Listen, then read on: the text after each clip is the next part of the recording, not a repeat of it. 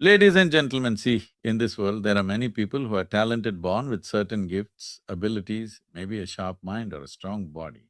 But if you just sit with talent, doing nothing, thinking it is enough, well, life has its own way of showing you otherwise. Talent is like a seed. It looks promising, but unless you water it, unless you care for it every single day, it will rot in the soil.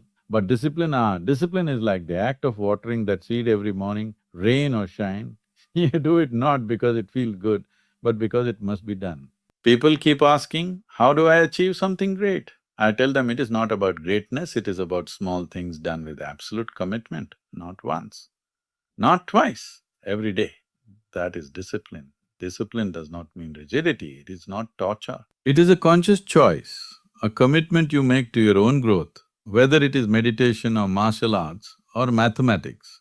It is not about how brilliant you are, but how willing you are to bend yourself to the process. There are many who sparkle once like a firecracker, bright and loud for a second, then gone. But if you wish to be like the sun, always shining, always burning, you need discipline, not drama. So don't worry if you are not the most talented. Don't cry because someone else was born with more. Ask yourself, can I be disciplined enough to show up every day, no matter what? If your answer is yes, then no one, not even the most talented person can stop you. There are some who come into this world with a certain ease in their movement, a way their mind grasps things swiftly, how their fingers dance across strings or numbers or ideas as if they were born to do it. And truly, in many ways, they were. For talent is a mysterious thing. Not something you earn, not something you plan, it arrives with you like the color of your eyes or the rhythm of your heartbeat. And for a while it may feel like enough, like a divine shortcut to success, but this is the illusion. Because talent, though beautiful, is passive. It simply… While life itself is an active force, a flowing river that does not care how gifted you are if you have not learned how to swim through the currents every single day. Many young people feel a certain fire in them, they say, I am made for something great. And they may be right, but fire if not tended becomes ash. And what turns a spark into sustained light is not inspiration, it is not luck, it is not even intelligence, it is discipline, the quiet, unglamorous, repetitive act of showing up, of doing what must be done even when every part of you screams to stop. And this is where the journey truly begins, not when you receive the gift, but when you choose to sharpen it, refine it, and surrender to the daily grind, without needing applause or acknowledgement. You see, a talented person who lacks discipline is like a chariot without a charioteer. Fast, yes, but directionless, dangerous even. While a disciplined person, even if they start slow, even if their wheels creak and groan, will eventually learn how to move with purpose, with focus. And that focus becomes force, and that force, when applied consistently, begins to shape reality in ways talent alone never could. For talent is a spark, but discipline is the wood, the kindling, the fire itself sustained through the night. When we speak of mastery, when we look at someone who has truly transcended, whether in music or mathematics or meditation, we are not just witnessing talent, we are witnessing time. That person has spent years immersed in their path, not just when it was easy or exciting, but especially when it was boring, painful, thankless. And what keeps them there is not talent but discipline, which is nothing but love in action, a deep commitment not to comfort but to a cause, to a vision that demands your entire being. Not just your brightness, but your burden, your energy, your effort, your everyday self. Discipline does not ask you, are you in the mood? Because it knows mood is a passing cloud, and clouds cannot move mountains. Only water can, flowing drop by drop, year after year, and this is what discipline is.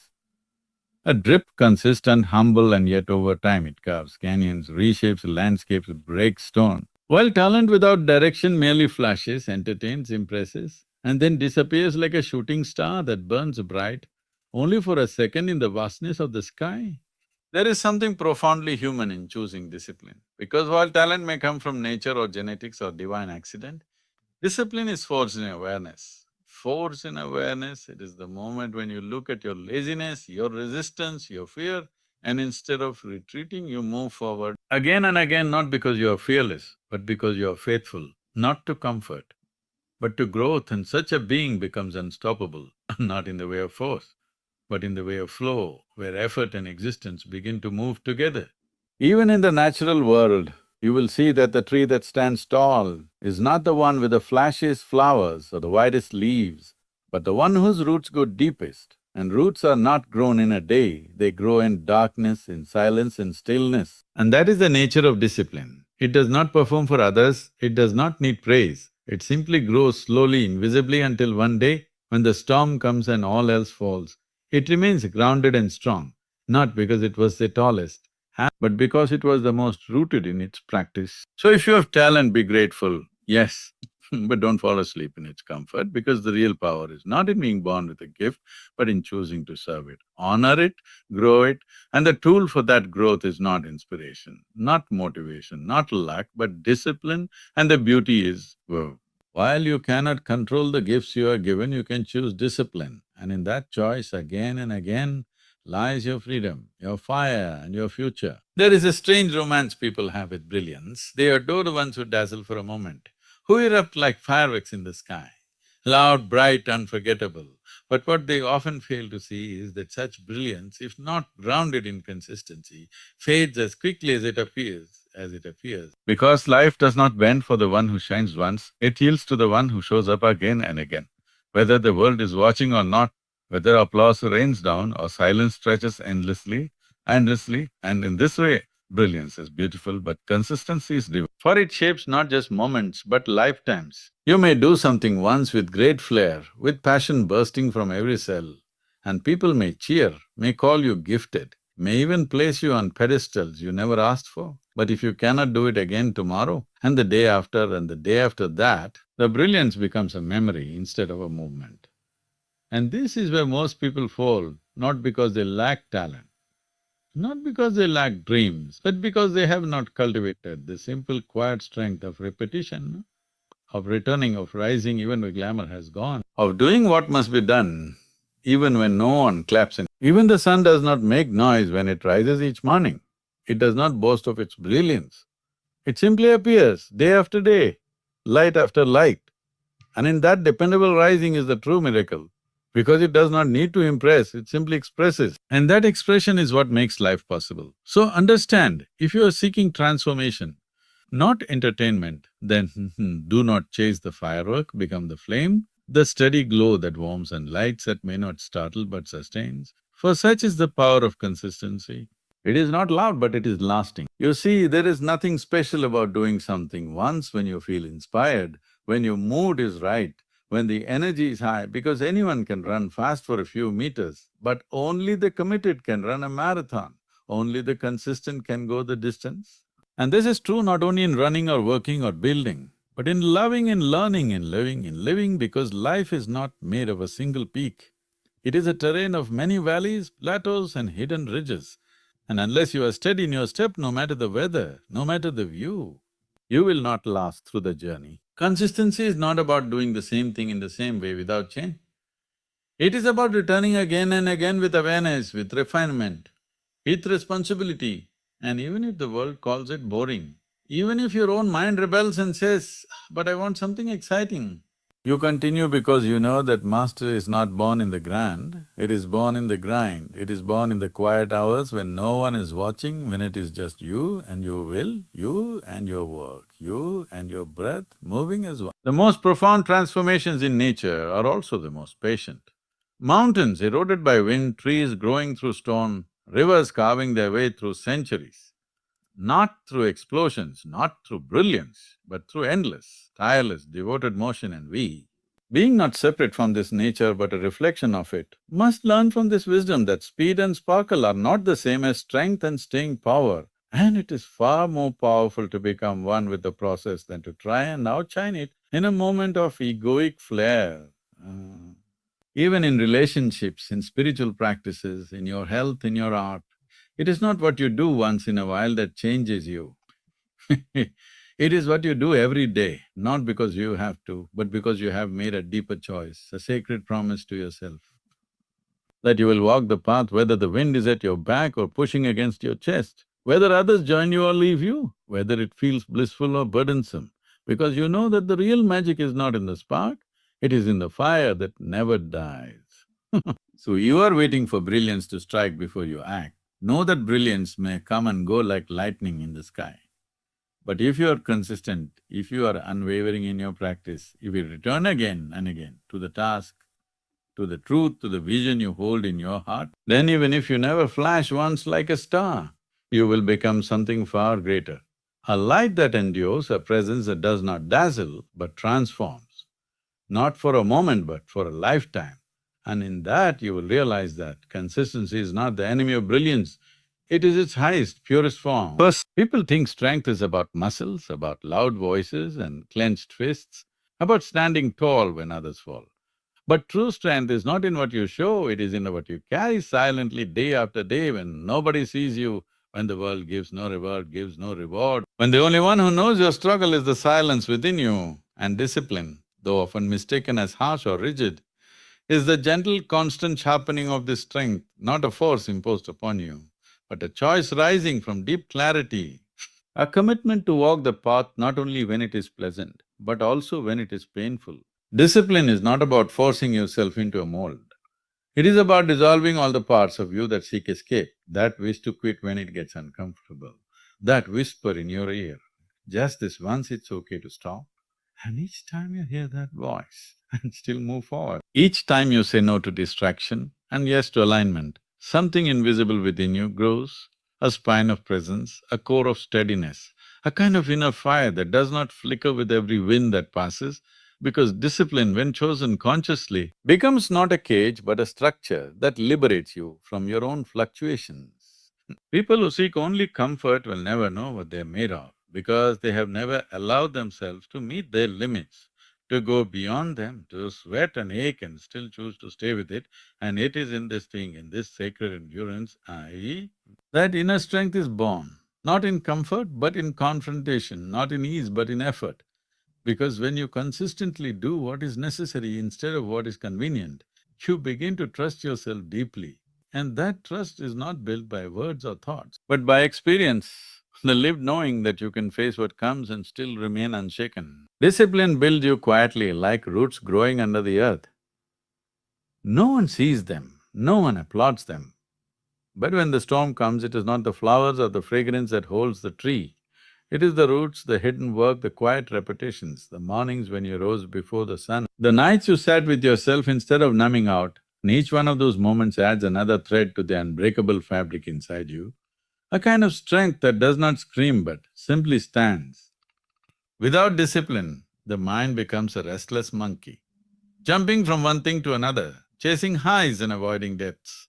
But when you bring discipline into your life, not as punishment but as a sacred rhythm, you begin to gather your energies, to move from scattered to still. And in that stillness, your perception sharpens, your presence deepens, your ability to act with intention rather than reaction blossoms. Because discipline is the art of placing your hand on the steering wheel of your own life instead of letting every passing emotion take the wheel. You don't build inner strength by accident, you don't stumble into resilience. It comes only when you choose over and over again to honor what matters more than how you feel in the moment. And this is where when you turn away, thinking discipline takes away freedom. Freedom. Not realizing that the undisciplined are slaves to every impulse, while the disciplined are free to go where they choose, free not because they are without struggle, but because they have mastered the response to it, and in this mastery lies a strength that no one can give you and no one can take away. Even in moments of despair, even when everything seems to fall apart, it is not your talent that holds you up. It is not your ideas or emotions or even your hopes. It is your discipline, the inner spine that says, I will stand anyway. And this kind of strength does not arrive with drama.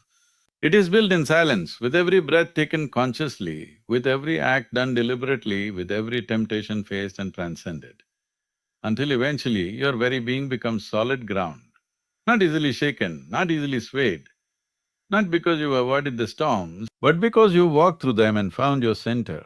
So if you are seeking real strength, not the loud kind, not the borrowed kind, but the kind that endures and illuminates, then invite discipline into your life not as a burden, but as a blessing, not as a taskmaster, but as a teacher.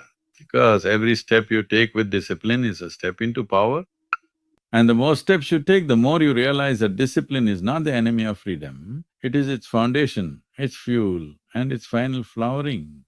Everyone wants success, they dream of it, speak of it, visualize it, write about it, chase it, pray for it, but very few are willing to do what it truly demands. Because success is not some lucky win that chooses favorites, it is the natural outcome of sustained effort, Like a crop that grows when the soil is tilled, the seeds are planted, the water is given, and the sun is endured. Because success does not come to those who merely wish for it, it comes to those who are willing to work for it, even when it's hard, even when it's low, even when nobody is watching and everything in them wants to stop. Excuses are easy, they are soft cushions for the restless mind. They come dressed as logic, as reasons, explanations that make failure look respectable. But in truth, excuses are just the clever voices that steal your time, your energy and your possibility. They are like sugar-coated chains, comfortable but binding, and every time you choose an excuse over an effort, you are silently choosing to stay where you are.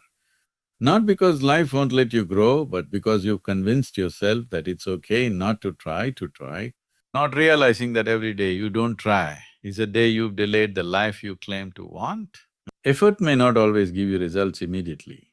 It may not come with applause or rewards in the beginning, but effort always leaves you better than before. It strengthens your will, it sharpens your attention, it humbles your ego, and slowly it builds a life brick by brick, not in leaps but in layers. While excuses only build regret, and regret is one of the heaviest things a human being can carry, not because of what happened, but because of what was never allowed to happen due to inaction wrapped in justification. If you look at anyone who has truly succeeded, not just in wealth or fame, but in mastering themselves, in living with clarity and depth, you will not find a person who floated to the top. You will find someone who failed 1,000 times and stood up 1,001. Someone who didn't wait for the perfect moment, but made every imperfect moment count.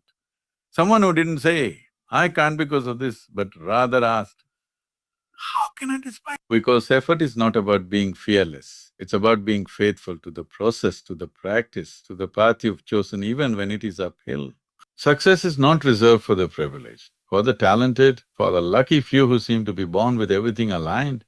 It is reserved for the committed, for the persistent, for those who understand that life gives you nothing for free except the chance to try. And if you keep exchanging that chance for excuses, then all the intelligence and potential you were born with turns into unused fuel, and you remain at the starting line, watching others move, not because they are better, but because they simply refuse to let excuses become their story, become their story. Effort is uncomfortable, yes, because it demands presence, responsibility and energy, while excuses offer temporary relief, a way to protect your ego from failure. But what the ego does not realize is that avoiding failure is also avoiding growth.